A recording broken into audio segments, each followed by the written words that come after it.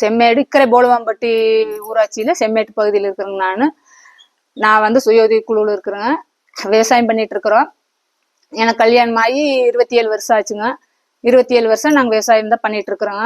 அப்புறம் மழை அதிகமாக போனதுனால வெங்காயம் எல்லாம் நட்டு நஷ்டமெல்லாம் ஆயிருக்குங்க, நிறைய நஷ்டமாயிருக்குங்க. அப்புறம் குழுவிலலாம் கடன், சுய உதவி குழு மூலியமா நான் கடன் வாங்கினேன். கடன்ல இருந்து மறுபடியும் விவசாயம் மாற்றி மாற்றி பண்ணுங்க. அதுல லாபம் வந்திருக்குங்க. அப்புறம் குழுவுல இருந்து வாங்க கடன்ல மாடு எல்லாம் வாங்கினோம். நாங்க 14 வருஷமா நாங்க குழுவில் இருக்கிறோங்க. உள்கடன் எடுப்போம், பேங்க் கடன் எடுக்கிறோங்க. அப்புறம் அதை அப்படியே திருப்பி முறையா கட்டிட்டு இருக்கிறோங்க. எல்லாமே ஒரு பயிர் இடும்போது எங்களுக்கு கையில் காசு இல்லாதனால குழுவுல இருந்து நாங்க கடன் எடுத்துக்கிறோம்.